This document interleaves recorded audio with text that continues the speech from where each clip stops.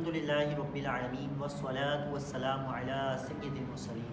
एक मरतबा फिर नमाज कोर्स में आपको खुशामदीद कहते हैं।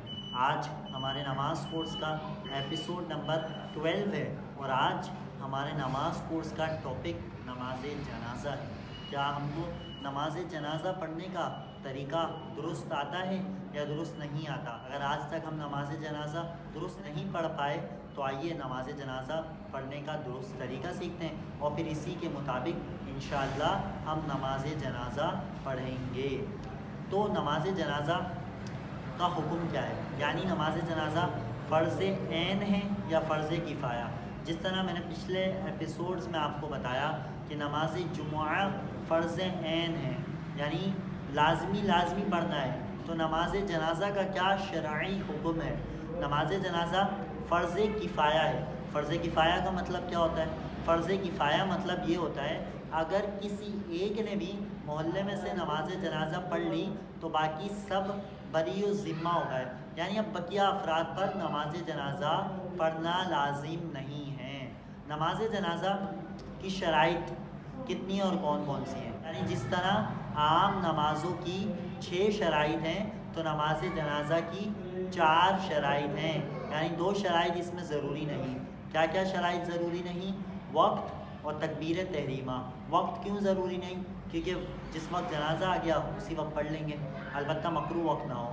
इसी तरह तकबीर तहरीमा ये नमाज जनाजा का रुकन है, तो इसलिए नमाज जनाजा की शर्त नहीं। आइए नमाज जनाजा से मुताल्लिक़ मज़ीद कितनी और कौन कौन सी शराइत हैं ये सीखते हैं। नमाज जनाजा में मैयत से मुताल्लिक़ चंद शराइत हैं। नंबर 1, मैयत का मुसलमान होना। मैयत से मुराद वो है कि जो ज़िंदा पैदा हुआ हो और फिर मर गया। अगर वो मुर्दा पैदा हो, बल्कि अगर आधे से कम बाहर निकला उस वक्त ज़िंदा था और अक्सर बाहर निकलने से पहले मर गया, जब भी इसकी नमाज नहीं पढ़ी जाएगी। इसी तरह दूसरी शर्त यह है कि मैयत के बदन और कफन का पाक साफ होना। इसी तरह तीसरी शर्त यह है कि जनाजे का वहाँ मौजूद होना, यानी अगर पूरा या आधा जनाजा मौजूद होगा तो नमाज जनाजा पढ़ी जाएगी, गायबाना नमाज जनाजा नहीं पढ़ी जाएगी। चौथी शर्त यह है कि जनाजा ज़मीन पर रखा हो। पांचवी शर्त यह है कि जनाजा मुसल्ली के आगे किबले की तरफ हो। छठी शर्त यह है कि मैयत का वो हिस्सा बदन छुपा होना जो फ़र्ज़ है वो छुपा हुआ हो। नंबर 7, मैयत इमाम के बिल्कुल सामने हो। अच्छा, नमाज जनाजा की कितने अरकान हैं और कितनी सुन्नतें हैं? नमाज जनाजा के 2 रुकन हैं। फ़राइज़ नंबर 1, 4 बार अल्लाहु अकबर कहना। नंबर 2, क़ियाम। सुन्नतें क्या हैं? सुन्नतें 3 हैं। नंबर 1 सना, नंबर 2 दुरूद पाक, नंबर 3 मैयत के लिए दुआ करना। आइए मैं अब आपको नमाज जनाजा पढ़ने का तरीका सिखाता हूँ। सबसे पहले मुक्तदी इस तरह नियत करे कि मैं नियत करता हूँ इस जनाजे की नमाज की वास्ते अल्लाह तबारक व तआला के, दुआ इस हाजिर मैयत के लिए, पीछे इस इमाम के। अब इमाम और मुक्तदी दोनों पहले हाथों तक कान उठाएंगे और अल्लाहु अकबर कहते हुए नाफ के नीचे हस्बे मामूल हाथ बांध लेंगे, फिर सना पढ़ेंगे।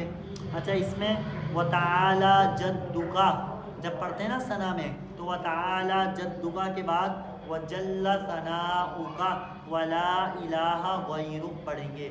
उसके बाद दूसरी तकबीर कहेंगे। अच्छा, आम तौर पर जैसा कि मैंने आपको पिछले एपिसोड में बताया कि जो नमाज ईद की तकबीर होती है ना उसमें हाथ उठाते हैं। तो आम तौर पर लोग क्या करते हैं, कभी कभी नमाज़ पढ़ने आते हैं, नमाज जनाजा पढ़ी नहीं होती या दुरुस्त तरीका मालूम नहीं होता या कोई और वजह होती है, तो वो आम तौर पर क्या करते हैं, नमाज जनाजा में भी जब अल्लाहु अकबर कहते हैं ना दूसरी तकबीर में, तो हाथ उठा लेते हैं। हालांकि नमाज जनाजा में हाथ नहीं उठाते तकबीरों में।